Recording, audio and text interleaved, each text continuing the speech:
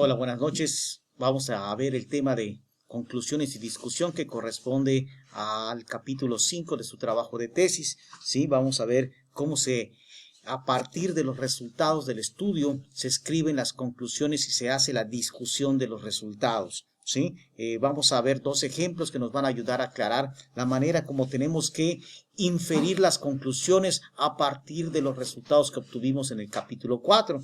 ¿Sí? Este es un proceso que no es fácil, que lleva pues mucho razonamiento, mucho análisis crítico, ¿sí? Por lo que es un proceso que va a llevar tiempo. No crean que en una sentada van a poder elaborar todo el capítulo 5, van a poder avanzar 2, 3 cuartillas del capítulo 5. No así funciona este asunto. Es un capítulo que lleva tiempo, y además de que aquí en este capítulo capítulo 5, se van a poder identificar pues cuáles son las deficiencias que tiene nuestro marco teórico, ¿sí? Porque muchos de los resultados que vamos a obtener tenemos que contrastarlos con la teoría que tenemos en el marco teórico, y vamos a darnos cuenta que muchos de los resultados que estamos obteniendo pues no están fundamentados o no están tratados en el capítulo del marco teórico. Entonces, ¿qué tenemos que hacer? Tenemos que regresar al capítulo 2 y pues poner en este capítulo 2 la información referente al resultado que nosotros obtuvimos.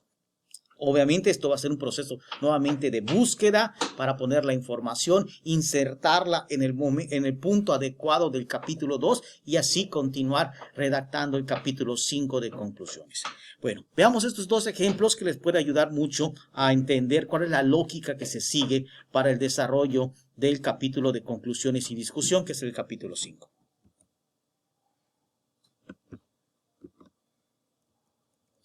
Muy bien, el primer ejemplo lo vamos a hacer con un trabajo de tesis que se tituló Factores asociados a la deserción escolar en el bachillerato tecnológico. Ese proyecto de investigación, este trabajo de tesis, tenía como pregunta de investigación cuáles son los factores personales e institucionales que pudieran propiciar la deserción en los estudiantes del sistema de bachillerato tecnológico. ¿Sí? El objetivo específico o el objetivo general de este estudio era identificar los factores personales e institucionales que pudieran propiciar la deserción de los estudiantes del sistema de bachillerato tecnológico. Ese es el objetivo, ¿sí? Y para esto se clasificó a los estudiantes en dos grupos: los estudiantes que estaban en riesgo de deserción y los estudiantes que no tenían riesgo de deserción. ¿Cómo se hizo esta clasificación de los estudiantes? Se hizo a partir de, ver cuál es el promedio de calificaciones que tenían, el número de materias que adeudaban, ¿sí? Y a partir de los que tenían más de 2 materias adeudadas, se consideraban estudiantes que estaban en riesgo de deserción, ¿ok? Entonces, esa fue la manera como se clasificó a los estudiantes en estudiantes de riesgo y en estudiantes sin riesgo de deserción. Bueno, entonces el resultado del cual emana la conclusión, ¿sí? Es el siguiente. Esta parte que les estoy presentando en este documento corresponde al capítulo 4. Así como lo ven, así estaba redactado en el capítulo 4. ¿Sí? Y dice, con la intención de identificar los factores personales que pueden propiciar la deserción escolar en los estudiantes, se realizó un proceso comparativo a través de la prueba T para muestras independientes, comparando las puntuaciones de los indicadores de los factores personales estudiados entre los estudiantes de riesgo y sin riesgo de abandono. Los resultados de este proceso se presentan en la tabla 8. ¿Sí? Y aquí está la tabla 8 donde aparecen los resultados. ¿Sí? Y les tengo marcado en color verde, pues aquellos en los que se basa la conclusión que vamos a ver un poquito más adelante. Si ustedes se fijan en esta tabla, si recuerdan lo que vimos en clase, ¿sí? El valor de P, el valor de significancia, cuando es menor a 0.05, quiere decir que hay diferencia, ¿sí? Y si ustedes pueden checar, hay diferencia entre las puntuaciones en el indicador de lenguaje y comunicación entre los alumnos de riesgo y los alumnos sin riesgo. Lo mismo pasa con pensamiento matemático, con pensamiento crítico, con habilidades digitales, con autoestima, con la motivación, excepto con las expectativas. Es el único factor personal que no marcó diferencia entre los estudiantes con riesgo de abandono y los estudiantes sin riesgo de abandono. ¿Correcto? Sin embargo, tengo marcado en color verde aquellos en los que se basa la conclusión que vamos a checar un poquito más adelante. Vean cómo se pone la conclusión de la tabla, tal como aparecía en el capítulo 4 de resultados. Dice, Como puede apreciarse en la tabla 8, el único factor que no pone en riesgo de deserción a los estudiantes es el de las expectativas. ¿Ok? Y así, continuamos y así es como llegamos ahora a la conclusión. Vamos a leer la conclusión para que vean cómo no de toda la tabla se sacó la conclusión, sino solo de la parte que corresponde al color en verde que les estoy señalando. ¿Sí? Dice, uno de los primeros hallazgos del presente estudio hace referencia a la influencia de los factores personales cognitivos, lenguaje y comunicación, lenguaje matemático, pensamiento crítico y habilidades digitales. Está hablando solamente de los factores que son de tipo cognitivo, los que tienen que ver con el aprendizaje, los que tienen que ver con lo aprendido, ¿sí?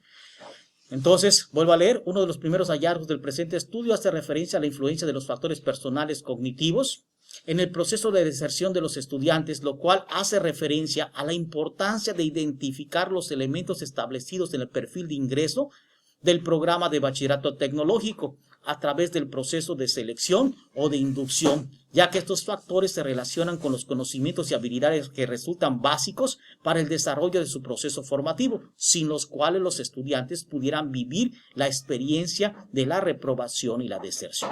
O sea, lo que se está concluyendo aquí es que el que haya resultado significativo el factor lenguaje y comunicación, el factor lenguaje matemático, el factor pensamiento crítico y el factor habilidades digitales, que muchos de estos factores o muchos de estos elementos son medidos a través del proceso de ingreso, eso nos indica que tenemos que poner mayor atención al proceso de ingreso, ¿sí? A los sistemas de bachillerato tecnológico, ¿sí? Para que observemos que tengan todos un buen nivel de desarrollo de estos factores y así garantizar que puedan cumplir con las demandas del programa de bachillerato tecnológico, ¿sí? ¿Ok? Eso es un primer resultado general de esa parte azul que está en esa tabla 8 que les mostré antes, ¿sí? Pero vean, continúa más aún, ¿sí? Este resultado concuerda con lo mencionado por autores como González, García, Ruiz y Muñoz 2015, González et al 2013, Gutiérrez 2016, Garbanzo 2007 y Lamas 2015. ¿Sí? Quienes afirman que el abandono escolar obedece en muchas ocasiones a factores de tipo cognitivo, al carácter de los estudiantes, al carecer los estudiantes de competencias y destrezas para satisfacer las demandas de los planes de estudio, que se evidencia en la falta de conocimientos de cursos anteriores. ¿Ok? Todos estos autores que se citan aquí, son autores que aparecen en el marco teórico o en los antecedentes del trabajo de tesis, ¿sí? Y que también hablan de que la falta de habilidades de pensamiento matemático, la falta de habilidad verbal, la falta de pensamiento crítico puede propiciar la reprobación y la deserción. Entonces, estamos comparando el resultado que nosotros obtenemos con lo que dicen los autores. De esta manera, estamos haciendo una discusión de nuestros resultados a la luz de la revisión de la literatura que realizamos o de nuestro marco teórico. ¿Correcto? Por eso es importante. Entonces, ¿qué va a pasar si no tengo información en mi marco teórico que avale este resultado que ya encontré? Entonces, lo que va a pasar es que tengo que regresar a mi marco teórico y poner información que hable del resultado que encontré para que pueda tener sustento, ¿sí? No crean que siempre el resultado que uno encuentra tiene que concordar con lo que los autores dicen. Puede pasar también que el resultado que nosotros encontremos se contraponga a lo que los autores dicen. Y entonces tendríamos que redactarlo así. Este resultado se contrapone a lo señalado por tal autor, ¿sí? En ese sentido tendríamos que hacer la redacción, ¿sí? Pero continúa, ¿sí? No solamente dice que el resultado concuerda con lo mencionado con otros autores, y estos autores que estoy citando aquí, tampoco está, lo que se comenta en este momento de la conclusión, ¿sí? No es exactamente lo mismo que está escrito en el capítulo de marco teórico. Es la misma idea, pero no está expresado con las mismas palabras, ¿correcto? O sea, no es copiar y pegar. A eso me refiero, ¿sí? Entonces, es importante, ¿sí?, que se den cuenta de que hay que hacer este contraste con la información que tenemos en nuestro marco teórico. Pero no queda ahí la conclusión. Vean cómo va más allá de eso. De manera específica dice, ya se está refiriendo a un factor en específico.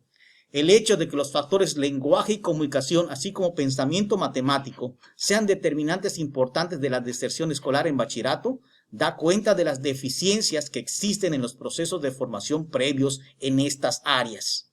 ¿Sí? ¿Ok? Las cuales se manifiestan en la dificultad para comprender textos o comunicarse de manera eficaz en todas las asignaturas e incluso en la dificultad para el desarrollo de habilidades sociales, así como la falta de destreza para desarrollar operaciones aritméticas básicas, hecho que concuerda con lo mencionado por Rivas, que afirma que la comprensión lectora, las habilidades de comunicación y el pensamiento matemático son factores generadores de riesgo de abandono escolar. ¿Ok? Esos dos factores en específico, que hayan salido condicionantes o que sea del riesgo de abandono, ¿sí? Pues significa que hay deficiencias en los conocimientos que se les dan a las personas, a los estudiantes, en los niveles educativos previos. Traen un rezago, ¿sí?, de conocimientos, traen una deficiencia de conocimientos en matemáticas y en lectura que se hacen evidentes en el nivel bachillerato. No comprenden lo que leen, no pueden realizar operaciones matemáticas, operaciones aritméticas básicas, ¿sí? Esos son los problemas que propician que también se dé la deserción en el bachillerato. Pero eso lo debieron aprender en niveles educativos previos, según lo que comenta Rivas. ¿Ok? Entonces, vean cómo sigue. Primero se hizo un comentario general, se contrastó con lo que dicen los autores, luego se habló de cada factor o de algunos factores en específico y también se contrastó con lo que dice la literatura. ¿Sí? Vamos un poquito más allá, porque esto no queda ahí. Vean cómo sigue la conclusión. La incidencia de estos factores en la deserción escolar podría obedecer, ahora se está tratando de explicar a qué se debe esta incidencia, cómo se explica que estos factores hayan incidido en el hecho de poner en riesgo de deserción o no poner en riesgo de deserción a los estudiantes. ¿Sí? Dice, la incidencia de estos factores en la deserción escolar podría obedecer, entre otras cuestiones, a que la habilidad de leer y comprender textos tiene repercusiones en todas las asignaturas de la malla del bachillerato, dado que una persona que no comprende lo que lee o no comunica sus ideas de manera efectiva tendrá dificultades para cumplir con las actividades y tareas que se le encargan. Argumento que también aplica para el caso de la falta de habilidad para desarrollar operaciones aritméticas básicas que repercuten en todas las asignaturas del área de ciencias exactas, situaciones que propicia la reprobación, que es un preámbulo de la deserción, tal y como lo señala Hernández 2013, Rivas 2005 y Garbanzo 2007, al afirmar que una de las causas de la deserción se vincula a las dificultades que presentan los estudiantes para entender los contenidos de un texto y desarrollar operaciones matemáticas básicas. ¿Ok? Entonces, como ven, es muy importante tener un marco. Aquí se resalta la importancia de haber tenido un marco, un capítulo 2 bien elaborado, un marco teórico completo, porque si no, no vamos a poder hacer este trabajo, ¿correcto? ¿Sí? ¿Ok? Bueno, este fue el primer ejemplo. Vamos a ver el segundo ejemplo. Sí, ese segundo ejemplo es un estudio de carácter cualitativo, ¿sí? Es un estudio de casos que utilizó la aplicación de un cuestionario, pero también se hicieron entrevistas a los estudiantes a través de un grupo focal, ¿sí? Este trabajo se titula Elementos que inciden en el aprendizaje de los estudiantes en un entorno de formación combinado o B-Learning, ¿sí? La pregunta de investigación que se requería en esta investigación era de qué manera un entorno de formación combinado incide en el proceso de aprendizaje de los estudiantes a nivel licenciatura. Y los objetivos específicos que se perseguían era identificar los elementos del entorno de formación combinado que inciden en el proceso de aprendizaje de los estudiantes. Y 2, describir la manera en que los elementos del entorno de formación combinado inciden en el aprendizaje de los estudiantes. Esos eran los dos objetivos, ese es el título y la pregunta de investigación. Vamos a ver el resultado tal como estaba en el capítulo 4. Aquí les puse una parte de un resultado cuantitativo, pero también les puse una parte de un resultado cualitativo para que vean que es la misma lógica, sin importar que nuestro estudio sea cuantitativo o cualitativo. Tenemos que hacer esa comparación con la información que tenemos en nuestro marco teórico, ¿sí? Resultado del que emana la conclusión, ¿sí? Esto que ven aquí, así estaba prácticamente, ¿sí? En el capítulo 4, igualito, ¿sí? Obviamente, como les estoy hablando de que es un resultado cuantitativo y un cualitativo, obviamente no estaba junta esta información, estaban en momentos diferentes, ¿sí? En puntos diferentes del capítulo 4, ¿sí? Primeramente estaba la información cuantitativa y después la información cualitativa, pero aquí las reuní para que vean cómo salió la conclusión que les voy a mostrar más adelante. Dice el resultado. Por otra parte, se procedió a analizar las actividades vinculadas con cada una de las dimensiones del entorno de formación combinado, siendo los resultados para la dimensión enseñanza virtual los que se presentan en la tabla 5. Y aquí viene la tabla 5, que solamente tenía 2 ítems, ¿sí? En esta dimensión, ¿sí? Y aquí se acordó considerar que un elemento influye en el aprendizaje de los estudiantes si al menos el 70% de los encuestados daba respuesta en la parte positiva de la escala, es decir, de acuerdo y totalmente de acuerdo. Si se fijan, aquí están los porcentajes que suman más del 70% en ambos ítems, en ambos aspectos evaluados, por lo que la conclusión de esta tabla dice, del análisis de la tabla 5, se observa que todos los elementos contemplados en la dimensión enseñanza virtual contribuyen al aprendizaje de los estudiantes de acuerdo a lo establecido en la metodología. De este resultado va a salir parte de la conclusión que vamos a ver más adelante. Pero vamos a ver también el resultado cualitativo. De igual forma, los comentarios de los estudiantes destacaron lo importante de la retroalimentación de las actividades que se encargan en plataforma, posterior a su entrega en el salón de clases, dándole la oportunidad de corregir los errores, no necesariamente para mejorar la calificación, pero sí para apropiarse de los contenidos, tal como lo reflejan los siguientes comentarios. Y vienen aquí los comentarios. El foro, yo creo que fue uno de los puntos más útiles, pues nos ayudó demasiado. Pues después de que cerraba, nos retroalimentaban en la clase nuestros comentarios, cosa que si solo hubiera sido el foro, no nos hubiera ayudado tanto. Los comentarios que nos daba el profe de lo que pusimos en el foro, nos ayudaba a mejorar nuestra participación, cosa que si hubiera sido solo en la plataforma, no hubiéramos tenido la misma oportunidad, ya que en la plataforma el profe nos permitía ver los comentarios de otros compañeros y eso nos ayudaba. ¿Ok? Eso es el resultado tal como cualitativo, tal como estaba en el capítulo 4. ¿Sí? Ahora vamos a ver cómo está la conclusión. ¿Ok? La conclusión y la discusión dice: uno de los primeros hallazgos del estudio hace referencia al hecho de que todos los elementos contemplados en la enseñanza virtual resultaron contribuir al aprendizaje de los estudiantes, lo cual pudiera obedecer, entre otras cuestiones, a la familiaridad que los alumnos tienen con estos al ser nativos digitales, puesto que su rango de edad oscila entre 20 y 25 años. Aquí no solamente se apoyó en el resultado de la tabla, sino también tomó información de carácter sociodemográfico, que es la que ustedes también describieron, ¿sí? En su capítulo 4, al principio del capítulo 4, ¿sí? Y pues eso pues dice que esto concuerda, pues son nativos digitales, son de la generación X, son millennials, ¿sí? Entonces por eso, ¿cómo se llama? Tienen mucha familiaridad con los contenidos, ¿sí? Y esto dice que concuerda con lo mencionado por San Pedro Requena, quien señala que las generaciones actuales tienen una tendencia a gestionar, tramitar y consultar de forma electrónica muchos de los aspectos de su vida diaria, por lo que posee un grado eminente de habilidad para el manejo de dispositivos electrónicos y la virtualidad. ¿Ok? Esto es el resultado que empata con la tabla 5 que estaba más arriba, que ya les mostré. De manera específica, llama la atención que los aspectos de la enseñanza virtual que favorecen el aprendizaje de los alumnos se relacionan con los procesos de evaluación y retroalimentación, actividades que no resultan cotidianas para los estudiantes, por lo que pudiera ser la búsqueda de información y comunicación. O sea, ya está hablando aquí de los aspectos específicos que están en la tabla. Si ustedes se fijan, los aspectos específicos de la tabla tienen que ver con la evaluación y tienen que ver con la retroalimentación, ¿sí? Que son actividades que normalmente los estudiantes no hacen, ¿sí? ¿Qué es lo que más hacen ustedes con su celular o con su computadora? Buscar información, comunicarse con otros compañeros a través de las redes sociales, a través de WhatsApp, ¿sí?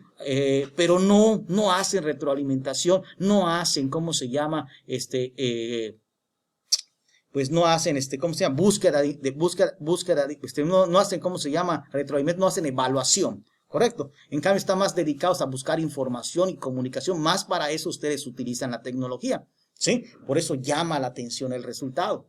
¿Sí? También dice, otro hallazgo a considerar es que es el que señala la importancia de complementar el aprendizaje virtual a partir de los foros con la retroalimentación del docente para clasificar los aprendizajes, tanto de manera presencial como a distancia, ya que la opinión de los estudiantes indica que este aspecto logró resultados más significativos que la simple reflexión de comentarios vertidos en el foro. O sea, ellos valoran, ¿sí? Como vimos en el resultado, ¿sí? La importancia, ¿sí? De que los retroalimente el maestro en clase, además de lo que se hace a través de la plataforma. Lo anterior concuerda con lo que señala Cubiles 2011 acerca de la importancia del uso de las herramientas de evaluación de las plataformas virtuales, ya que presentan ventajas tales como la flexibilidad, ahorro de tiempo, tanto para los estudiantes como para el profesor. ¿Ok?